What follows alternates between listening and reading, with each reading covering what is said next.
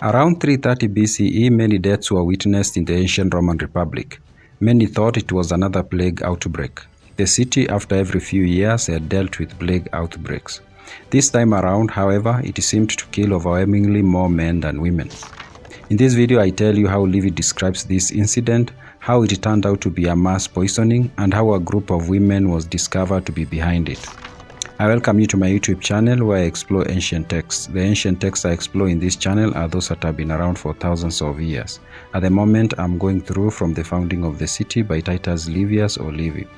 This is a collection of books written about 2000 years ago and covers the history of Rome from its founding by Romulus in the 750s BCE to the time when Augustus was emperor, which was close to 0 AD. If you have not subscribed, subscribe so that you do not miss any of the videos I publish. Livy tells us that during the reign of Marcus Claudius Marcellus and Titus Valerius as consuls in ancient Rome, many people, especially men holding high offices, died from a mysterious disease. Livy writes, "The malady was attacking the foremost men in the state, and in almost every case with the same fatal results. As more people lost their lives, a female slave went to Quintus Fabius Maximus, a government official, and told him that she would disclose to him the actual cause of the disease killing people if she was assured of her protection. Fabius notified the consuls and the Senate. After being assured of her security, the slave disclosed that a group of women had conspired to manufacture poison and use it on citizens, especially leading men in the Commonwealth.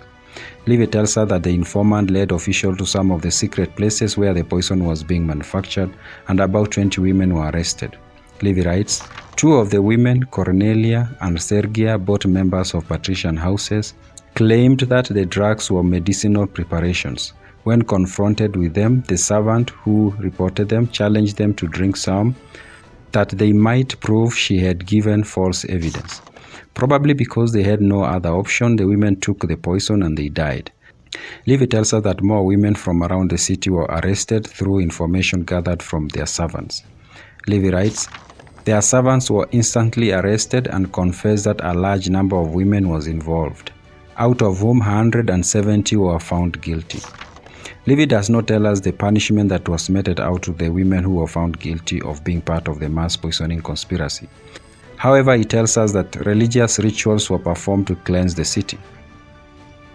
This mass poisoning was a unique occurrence in Rome. Never had the city experienced such an event. Livy writes, "Up to that time, there had never been a charge of poison investigated in Rome. The incident was regarded as a portent and considered an act of madness rather than deliberate wickedness." Meanwhile, Livy seems to doubt whether the event actually happened, and if it did, whether the deaths were caused by poisoning and not a plague.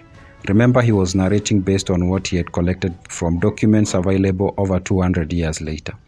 Livy writes, "I will gladly believe, and the authorities are not unanimous on the point, that it is a false story which states that those whose deaths made the year notorious for pestilence were really carried off by poison.